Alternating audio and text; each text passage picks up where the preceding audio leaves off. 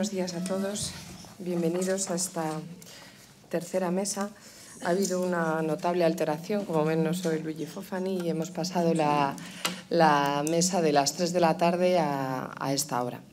Esta mesa tiene la particularidad de que los ponentes van a presentar los dos proyectos, dos propuestas de convenciones internacionales sobre el delito de ecocidio y sobre criminalidad medioambiental. En ese sentido es absolutamente novedoso y ellos vienen a presentar lo que un equipo de trabajo, sobre todo de personas vinculadas a universidades de Francia, Italia, Estados Unidos, Brasil, Luxemburgo, pues han estado trabajando en materia de, ya digo, convenciones internacionales para regular estos delitos. El equipo lo ha liderado el profesor Laurent Neguet y ha participado también pues, nuestro querido Adán Nieto, ¿no? En ese sentido es un lujo poder contar contigo de primera mano, donde nos podrás ilustrar mucho de cuáles han sido las vicisitudes que habéis encontrado en el camino y qué propuestas concretas habéis alcanzado. Bueno, me acompañan en la mesa el doctor Marco Colacurci, que nace en Nápoles en 1989, lo digo porque es un joven profesor. Él, desde el año 2013, pues, ha trabajado sobre temas de internacionalización, de sistemas legales, derechos fundamentales y trabaja actualmente en la Universitá de la Campania junto al profesor Stefano Manacorda. Es un experto en criminalidad empresarial, responsabilidad del Estado por ecocidio y crímenes medioambientales y en ese sentido, pues muchísimas gracias, Marco, por acompañarnos esta mañana. A mi derecha, pues como saben ustedes, está el profesor Adán Nieto, co-IP de este magnífico proyecto de investigación del MINECO, responsabilidad penal de las empresas multinacionales por violaciones de derechos humanos y del medio ambiente. No olvidemos que ese carácter bifronte es lo que inspira este proyecto de investigación, en el que tengo también el gusto de participar como investigadora. Pues decía, Adán Nieto, como saben, es catedrático de Derecho Penal en la Universidad de Castilla-La Mancha, subdirector del Instituto de Derecho Penal Europeo Internacional, es el máximo especialista en temas de corporate compliance y el sector público. Tiene una monografía en 2015 que obtuvo el premio de Ciencias Sociales, es director del curso de posgrado de Corporate Compliance, en fin, pues como saben, es un grandísimo experto en estos temas y ahora también forma parte, como he dicho, del grupo de trabajo que, liderados por Neguet, pues ha presentado estas dos convenciones. Podemos entonces abrir el magnífico libro que ha editado Marta Muñoz de Morales, que me parece un lujo, con este cuidado con lo que lo has hecho, Marta. Tenemos las dos convenciones internacionales a nuestra disposición. Abrámosla y, desde luego, espero y confío en que tengamos después oportunidad de dar paso a un agitado debate. Las dos convenciones internacionales que se presentan aquí tienen contenido penal, no son convenciones al uso. En ese sentido, yo creo que se enmarcan ambas dos en el puro derecho penal internacional, en el sentido de que, si bien las fuentes tienen que ver con el derecho internacional, el contenido va a definir muy claramente, con mucha seguridad jurídica, cuáles son los crímenes de medio ambiente y cuál es el crimen de ecocidio, cuáles son las reglas de cooperación internacional, qué sanciones se pueden imponer a personas físicas y a personas jurídicas. Incluso en relación con el crimen de ecocidio se ha planteado la posibilidad de crear una fiscalía internacional que en fin, pues investigue e impulse investigaciones y enjuiciamientos por estos delitos y también eventualmente una posible competencia complementaria de una Corte Penal Internacional de Medio Ambiente, no la CPI actual con sede en La Haya, así lo he entendido desde luego, pero sería desde luego un organismo bastante próximo en estructura y en competencia y desde luego en cuanto a la complementariedad que informa la Corte Penal Internacional. En fin, me callo y tiene la palabra Marco Colacurci. Muchísimas gracias. Okay, yes, I will speak in English, and first of all, I would like to thank Professor Nieto Martín, Professor Roy Zapatero for the great opportunity of being here today. It's an honor to share the panel with such prestigious speakers, and so I'm very excited of being here today. And dealing with the Convention on Ecocide, which represent one of the outcome of the international research group led by Professor Nere, I will deepen in particular the Convention Ecocide, not the one on Convention Eco-Crimes, but I've decided to take the moves briefly from a quite recent case represented by the International Monsanto Tribunal, because I think that this case it's interesting under multiple perspectives for our debate. And in particular, it is an attempt to condemn a multinational enterprise for the crime of ecocide, and it is at the same time a call for the introduction of this international crime, so at the international level. And it was an opinion tribunal, and we know the importance of opinion tribunal for the advancement of international law, because it was a case for the establishment of a shared truth, a truth which is often occulted at the local level, especially with environmental crimes, because we know the characteristic of this crime, but also for the often deceptive activities of multinational enterprise. Professor Delmas-Martí recalled the Exxon case, but Monsanto was also condemned for having violated the freedom of scientific research. So this is the imbalance in the power of knowledge between corporation and victims and enforcement agency. And finally, I think this case has symbolic importance because Monsanto was condemned also for complicity in war crimes for the action pursued during the Vietnam War. And we know that debate about ecocide arose in relation to the Vietnam War, in particular for the use of Agent Orange, an herbicide which was spread on the forests where Viet Cong were hidden.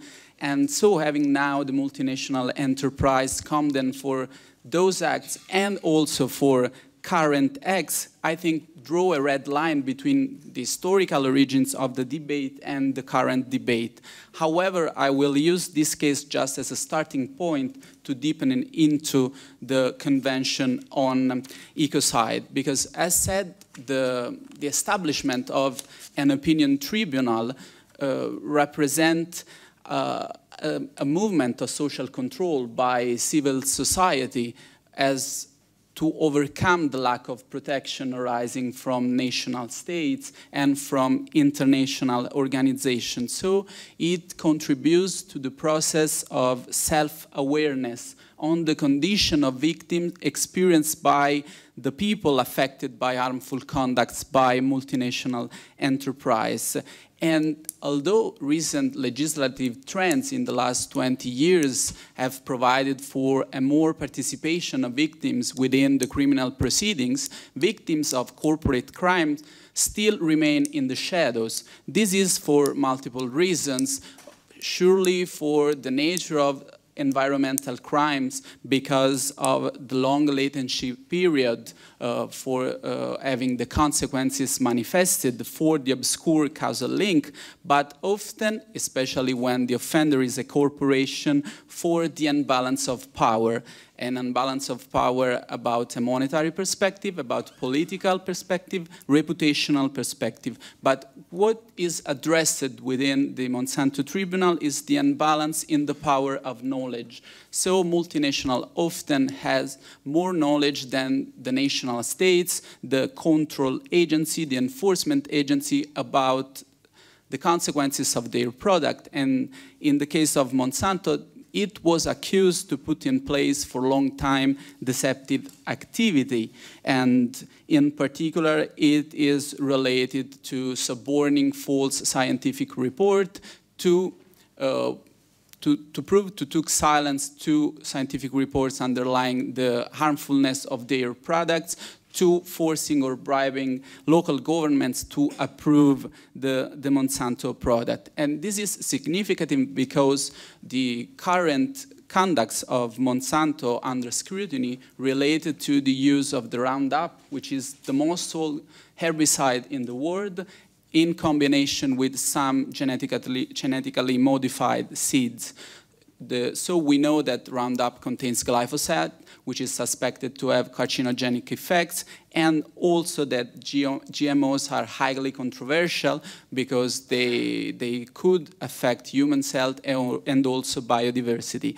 And the Tribunal Monsanto assessed that there is no scientific consent about the harmfulness of this product, but Monsanto is also found guilty for violation to the right to health, human health, healthy environment, and the right to food because of this conduct was reconnected to the deceptive activity of Monsanto Tribunal. Evidently, this operation is possible only within an opinion tribunal, which acts outside the boundaries of criminal law and criminal procedure, because the proof of the harmfulness of those products, it's not beyond any reasonable doubt. But however, we know that opinion tribunal aim to alert the public opinion about the risk of some behavior. Another aspect I think it's interesting reading the final advisory opinion redacted by the Tribunal Monsanto is the legal framework reviewed and employed by the Monsanto Tribunal. Before we heard about the global pact for the environment, so that it hopes to create binding instruments for state and for non-state actors. And this is precisely underlined by the Monsanto Tribunal, which employs the standard within the guiding principles on business and human rights, the so-called Ruggie principles, but we know that those principles do not provide for binding obligation upon corporation and non-state actors. And Professor Ruggie himself put under evidence that those principles were a first step in the building of binding obligation towards corporation. At the same time, we know that the guidance principle, the Ruggie principle, adopted and fostered the corporate compliance paradigm. So the responsibility to respect human rights for corporation comprehended a policy commitment to meet their responsibility to respect human rights, and most of all, a human rights due diligence process to identify, prevent, mitigate, and account for they address their impacts on human rights, and also processes to enable the remediation to any negative consequence on human rights. And we will see how the Convention on Ecocide deal with the corporate criminal liability and the corporate compliance paradigm, because although we know that the compliance paradigm enable a partnership between the public and the private, we also have assisted to a criminalization of compliance, so the need for harsh sanction and obligation on corporation are needed. So we arrived to the final question that the judges of the Monsanto Tribunal have to answer to, and so they found the liability of Monsanto for ecocide if it were introduced at the international level. But this is just mostly a call for the introduction of this crime. The tribunal does not provide for a specific definition of this crime, and so that's I think the continuity with the analysis of the draft convention on ecocide, because once arise the need for an international crime of ecocide, we can now take advantage of a coherent proposal which also has a broad approach, and so an approach we will see that deals also with the question left on the field by the experience of the Monsanto Tribunal. And so just a few words about the broad approach of the research proposal, because it is focused on the prevention, on the remediation, and obviously on the assessment of environmental crime at international level. We know that criminal law has a pivotal role within the research project, but also because it took the moves from the recognition that at national level, mostly we do not have crime but administrative sanction, and also at supranational level we have few offenses directed to punish harmful conducts to the environment. However, we can see two different movements of criminal policy within such proposal, a simplification of the environmental criminal law, and, as Professor Delmas Martí said, an internalization of the environmental protection. On the first end, the simplification involves also a decriminalization process directed to limit criminal law only to serious violations, so leaving the field to administrative sanction where sanctions are just materials or subsidiary. And at the same time, the proposed convention aims to rationalize the criminal and administrative sanction whose severity should be determined on the basis of the gravity of the crime and the correct individuation of the value protected. The internationalization of environmental protect instead, which obviously arises from the awareness of the insufficiency of single-state protection, have led to the two different draft conventions on ecocide and ecocrime. One is characterized for an harmonization of crime at the national level, fostering the cooperation between jurisdictional authorities, and one instead pursue an unification of the supranational crime of ecocide. And so the criminal law, as noted before, is called to a triple transformation in a universalistic way, so to the need to universalize the reprobation and internationalization of criminal law in the cooperation between states, and also in an anticipatory way, so to adapt the precautionary principle also to criminal law.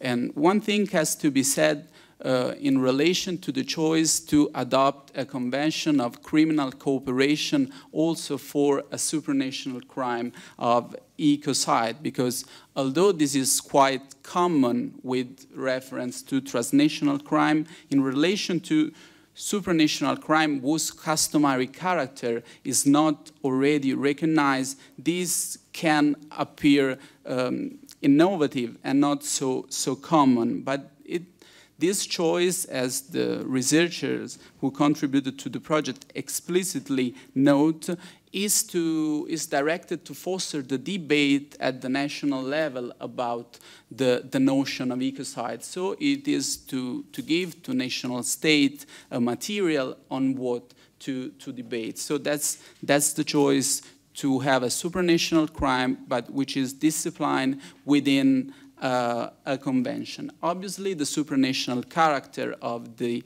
ecocide led to universal jurisdiction, the absence of statute limitations, so all the characteristics we know about those kind of crimes. But the need to have a convention for its recognizing at the national level is in a prospective way to foster the debate.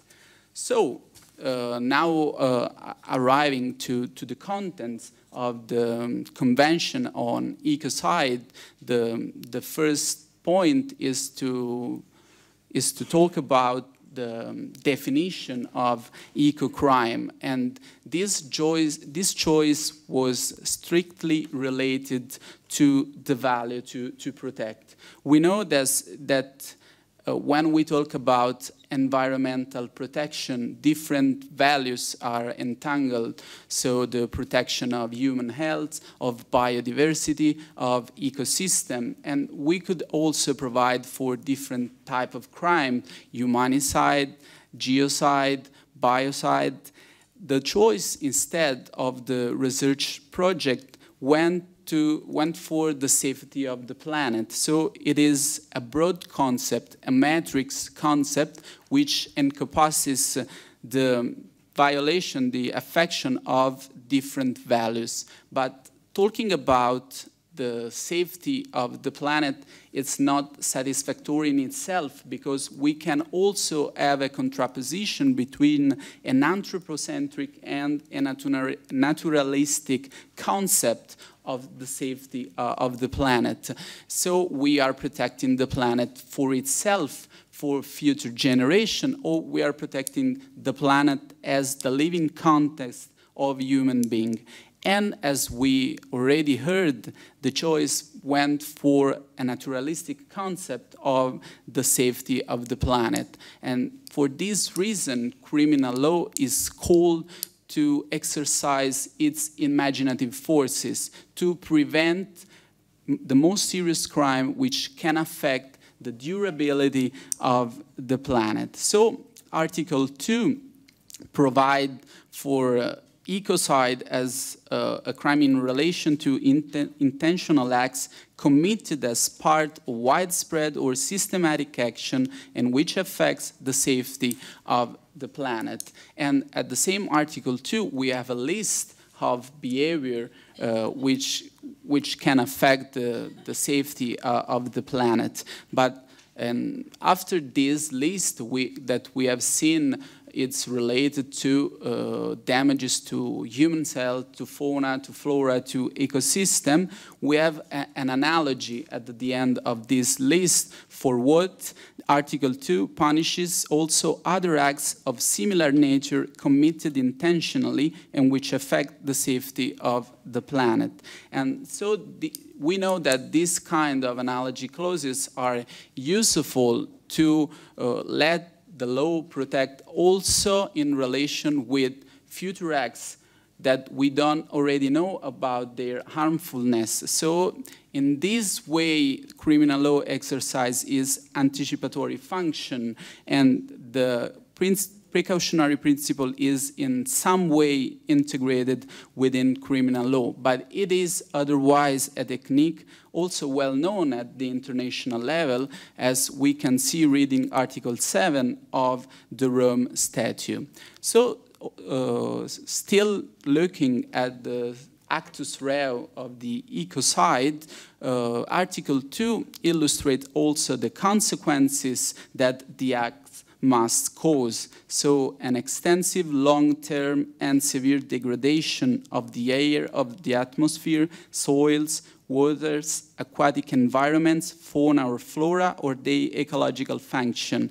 And on the other end, death, permanent infirmities, or serious incurable disease to a population, or the permanently dispossession of lands, territories, or resources of population. So also this is a well-known technique at the international level, as well as it is the reference to the mental element. So those acts must be committed intentionally, and the author should know that those acts are part of a systematic action that attempts to the safety of the planet.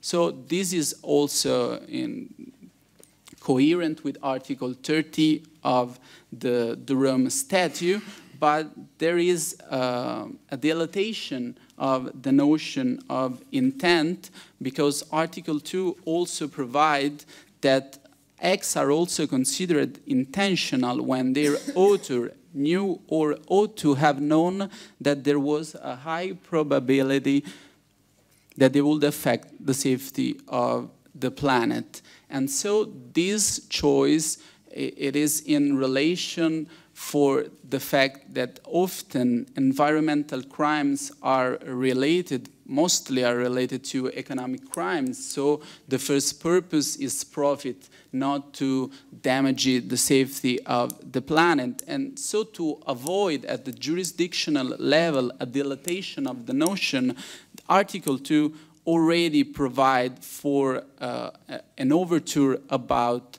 a dilatation of this concept. However, we will see that for gross violation, also the Convention of Eco-Crimes provide for the liability. But what it is probably one of the most interesting aspects of the draft convention on ecocide is the fact that it provides for the liability of both natural and legal person. And we will see that corporations play a central role within the convention, because we know that especially transnational corporations are often the author of such crimes, but also there is the awareness that corporations are the organization that have the means to provide for the remediation of the crime. So the failure, the closure of the corporation is limited to residual hypotheses, and instead a cooperation between the public authorities and corporation is encouraged to reach, to have remedial activities. So, as it has been noted, although the catalog of sanctions to natural person and legal person mostly overlap, we can see that they pursue different aims. Sanctions against individual persons are directed to general prevention, deterrence. Instead, when we look at the sanction against corporation, the most important aim is remediation, to put remedy to the damages of environmental crime. So we can see that the draft convention adopt a corporate compliance idea. This is starting from the criteria of liability of the corporation, which are based not only on the identification theory, for what the liability arises from the commission of the crime by an individual put a high level within the corporation, but also according to the organizational fault model. So when a failure in surveillance or control made the commission of the crime possible. We know that corporate compliance solicits the cooperation between the corporations, so we can also talk about reactive fault of corporation. But just reading at the catalog of sanction, we can see how the cooperation is encouraged. In particular, we have an innovative form of sanction together with the seizure of the income of the crime, which probably represent the most effective form of contrast to economic crime. We have fines, we have interdiction, we have shaming sanction, the publicity of the condemnation, but we also have the appointment of a corporate monitor, of an external monitor, which has the duty to look after that the corporation put in place remedial activities and compensate the damages. And it is significant that within the list at Article 7 of sanction, we have both sanction and remedial activity listed, and the appointment of a corporate monitor, it is the last sanction before the remedial activity, because I think this sanction, it is at the crossroad between repression and remediation. And another aspect that underline these tendencies is the fact that if the penalties could endanger the solvency of the corporation, the security of the job, or the reparation of the damages, staggered payments are permitted. And also that the dissolution of corporations, so the most serious form of incapacitation of the corporation, interdiction of the corporation, can be applied only in case the corporation was created with the sole purpose to realize the crime, or it is considered to be part of a criminal organization. So dissolution of corporation is a very residual hypothesis. As said, the remediation is highly encouraged, but what do we intend in this convention for remediation? This is a broad notion, because the remediation aims to the ecological restoration of the damaged ecosystem, but also to the restoration of victims. So if we saw within the Monsanto Tribunal case that victims are often put on the side, having a system which aimed to remediation give victims a more important role. In particular, it is significant that together with the compensation of damages, reparation can assume also symbolic forms in relation to the cultural nature of the crime. So corporation can ask to apology to the injured communities. However, remediation can also go further.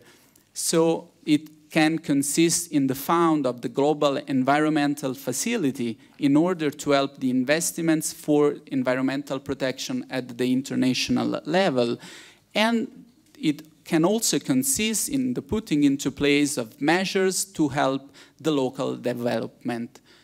If this is a restoration which act outside the corporation, obviously the corporation have also to modify inside. So remediation is also to adopt compliance programs adequate to prevent the future commission of analog crimes. So the remediation, as we can constate, as a broad meaning and a broad aim.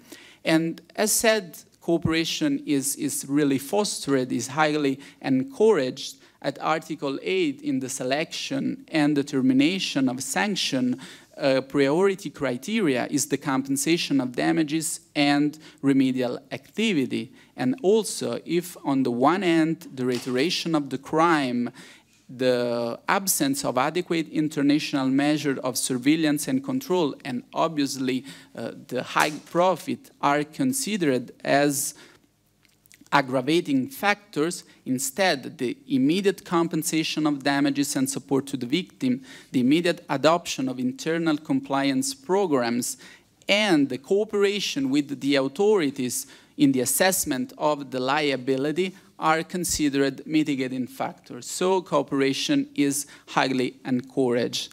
However, the difference between the Convention on Eco-Crimes and ecocide is that for ecocide, given the heinous nature of such crime, forms of suspension or non-prosecution against corporation are not permitted. So the fair prosecution agreement, non-prosecution agreement are not permitted for ecocide. But I think an interesting trait of the sanction system against corporation is that also for these serious crime, the cooperation is fostered, and this is obviously a pragmatical approach.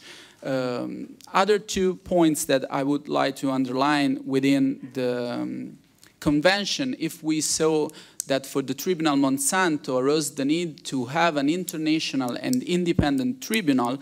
In this sense, the convention encourages the establishment of a new international criminal court for the environment. And in this sense, the project explicitly recalls the experience of the opinion tribunal in the aim to have a shared truth. But the convention is also aware of the need to not having a multiplication of jurisdictional institutions at the international level. So it proposes a new international court for criminal court for the environment with its own statute, but it should be operated using the actual structure of the ICC, and the judge of the ICC should be the judges of the International Criminal Court for the environment. But the need to have 2 different courts arose especially to mark the difference between the protection of the environment, so the ecocide,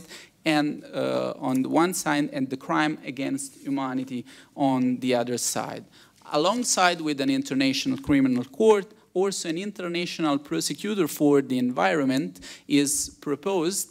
And in particular, it is imagined a first phase of action of this international prosecutor for the environment, because it should have power of coordination and to share information because local enforcement agency. And again, the experience, the European experience can be considered useful, because as well as Eurojust served as a test track for the European Public Prosecutor's Office, the project imagined that this first establishment of the international prosecutors for the environment could serve as a test track for a true international public prosecutor. But this is postponed when the condition for the institution of the International Criminal Court will be met. And finally, alongside with the institution of jurisdictional,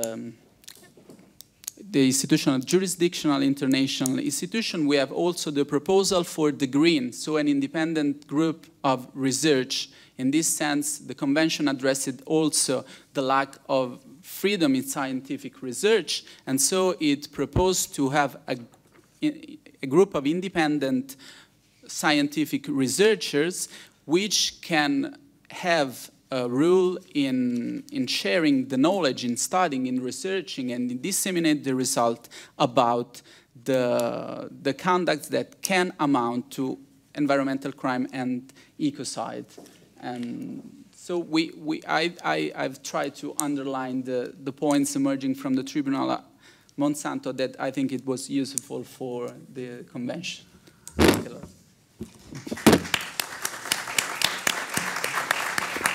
Thank you very much, Marco.